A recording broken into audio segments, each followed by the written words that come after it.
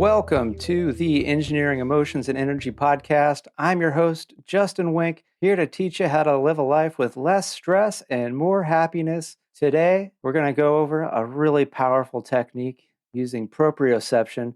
More on that later in the show, because it's going to help you not just reduce stress, but it's going to help you to get more aware with your body and what's going on with your body, all in less time, because it's going to happen all using one technique. So I've got a new setup on my computer right now. I finally got some ergo-friendly equipment. So I got a weirdo mouse that's vertical. I've got a split keyboard that's angled. And you might be wondering, like, Justin, why are you sharing this? I don't care about your stupid setup. And the reason is because it's related to what we're going to be talking about. Is I find myself in this position of getting this specialized equipment is because of lack of body awareness for so many years working in the tech industry, just being all up in my head of get the work done, get the work done.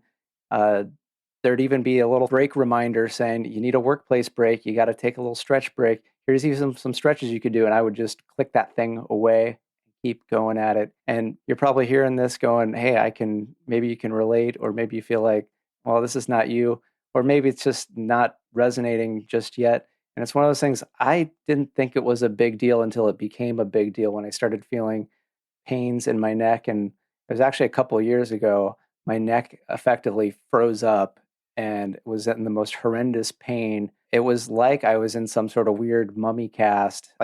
If I tried to move even an inch to the left or an inch to the right, it was the most horrible, horrible pain. And I had to go to doctors, massage therapists, chiropractors. I still continue to do those less and less. Now I'm getting more into, I still even 2 years later, after a sustained effort of working on my body, I still have pains in my right hip, pains in my upper left back that I still work with lots of specialists to try to unwind it. I even went to a guy recently who is like a ninja of physiology. The things he does is just like insane. He got to me and he's like, "Wow, you are a puzzle here. You have so many knots upon knots that we're gonna be able to make some progress. It's gonna take some sustained work on your part." And it was because I was not aware of my body for so many years. The years I was in doing my bachelor's in electrical engineering, and then I did 6 more years working on my Ph.D.,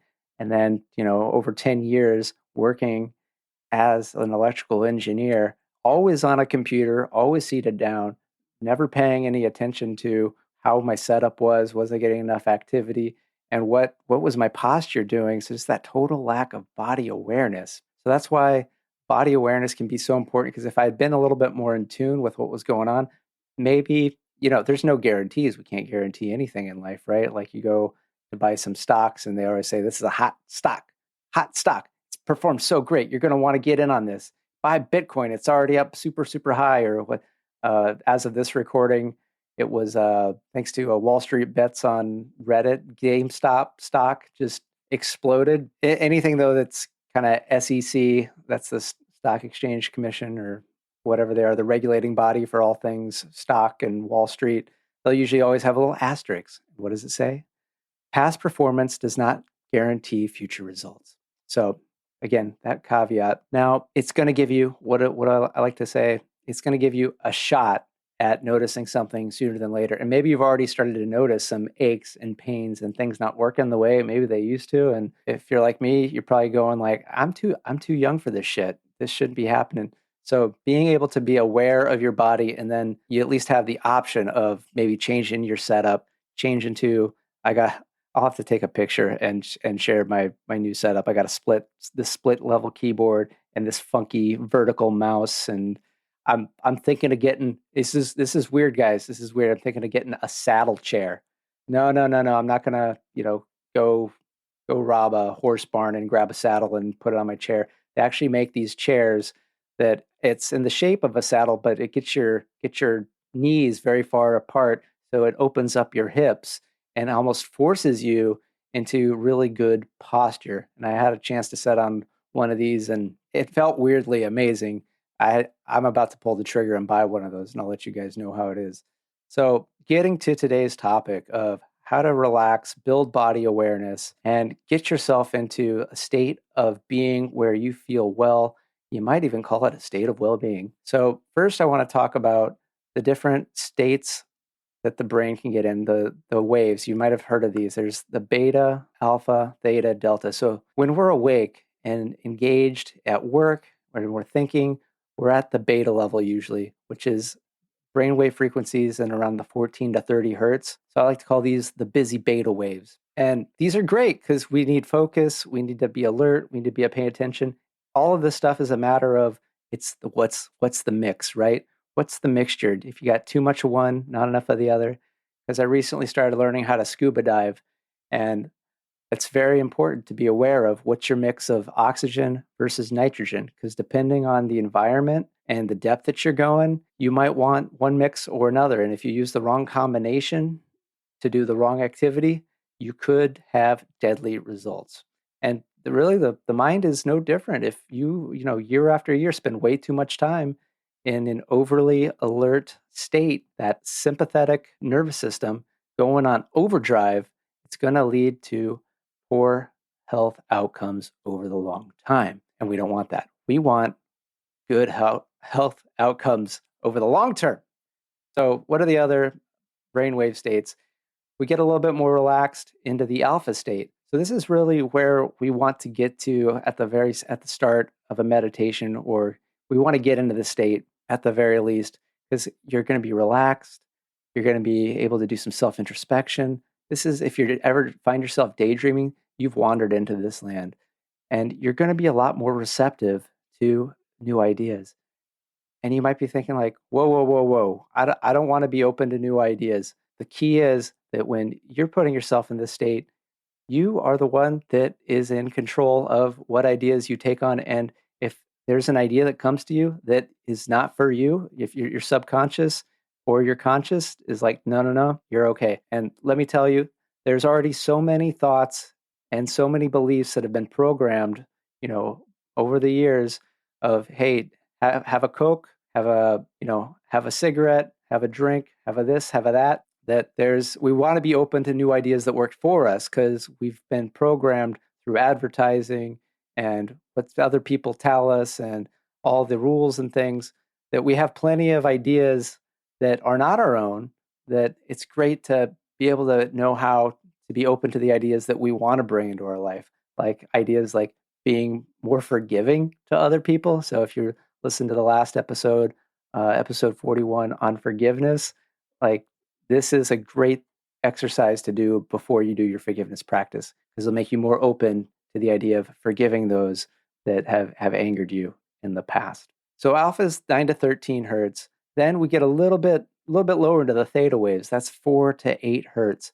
And this is deep meditation. And this is kind of in the area where you're in between waking and sleeping.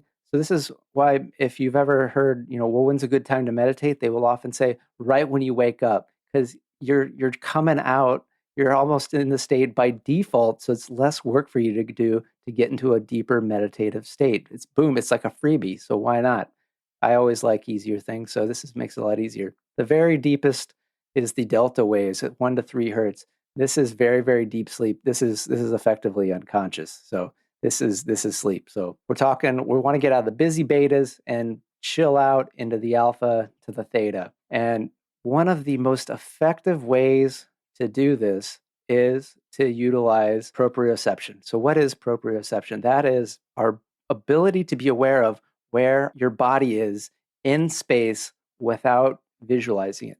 So one way to test this is if you're driving, please don't do this. Or if you're around a bunch of other people, actually, if you're around a bunch of people, please do this. They are going to love it. What you do is with your eyes open, take your hands out to the side far, and then you want to touch your nose. You can do it easily with your eyes open, but then close your eyes. You can still touch your nose. The fact that you can still do that with your eyes closed is proof that you have the ability to use your proprioception. That's recognizing where your body is in space. It's phenomenal. These are actually special receptors that we have throughout our body that our nervous system is able to detect.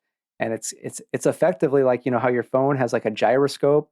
So it can tell, when you're using the Google Maps, and it can tell, if you're going straight ahead, or if you flip it around, it knows that the phone's backwards and things like that. You effectively have this gyroscopic capabilities built into your body. That is so cool. And the area of the brain that picks this up is very close to the cerebellum, which helps regulate these brainwave states. And so when we use this, kick this in, it sort of activates that and helps us relax and get out of the busy betas and down to those alphas and possibly even the thetas. So what does this sound like? So I'm going to tell you I'm going to give you a little sample of what this sounds like. So when I teach people meditation, this is one of my favorites starting when doing a guided meditation. So again, if you're driving, things like that, I'm not going to do it in the super calm, mellow way, because I don't want to put you to sleep. I want to get you interested, have you see how beneficial this is, feel like, okay, this is something that you could do. So if you just listen real closely now, it's really, really simple. So I would tell you, close down your eyes. Again, don't do that if you're driving, or if you got to work or something like that. But I'd tell you to become aware of the vast space behind your eyes. And as you become aware of how deep the blackness behind your eyes goes into endless space, begin to rest your attention on your face and how much of the space, the features on your face, takes up in space as you become aware of the density in space taken up by your face. So what I'm doing there is we're using the aspects of the body and bringing awareness, but not just to the body, because you might have heard, doing like body scans, right? Of just, notice that, but it's going a little bit beyond that and becoming aware of like your nose. Where is your nose in space? Can you think of how dense the space around your nose is? So it really triggers that portion of the brain that is trying to utilize your proprioception to figure all that out.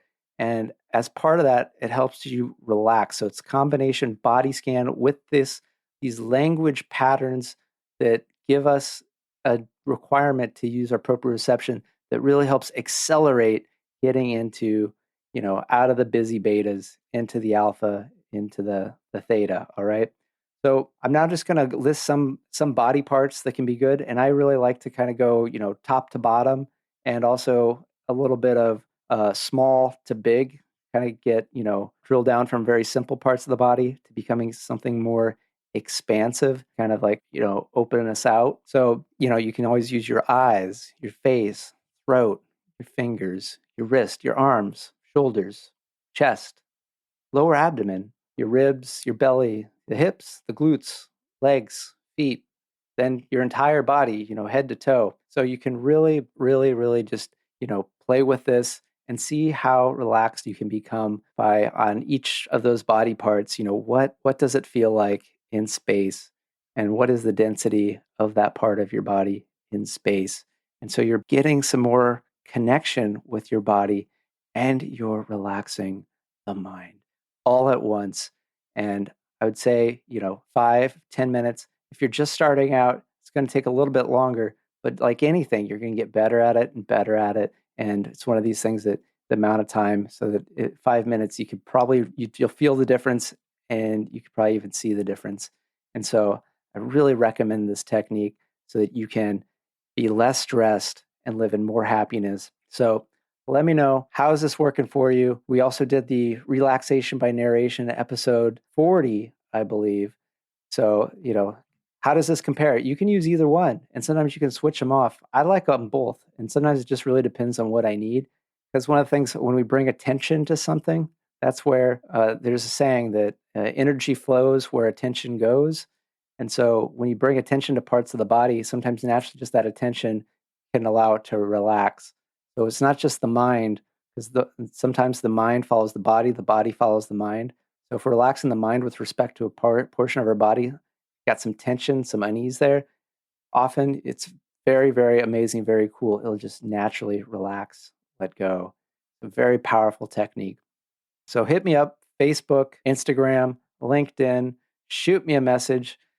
What would you like to see? Remember to subscribe to this, because we have a lot more amazing ways to make your life filled with less stress and more happiness. I'm your host, Justin Wink. Take care and good day.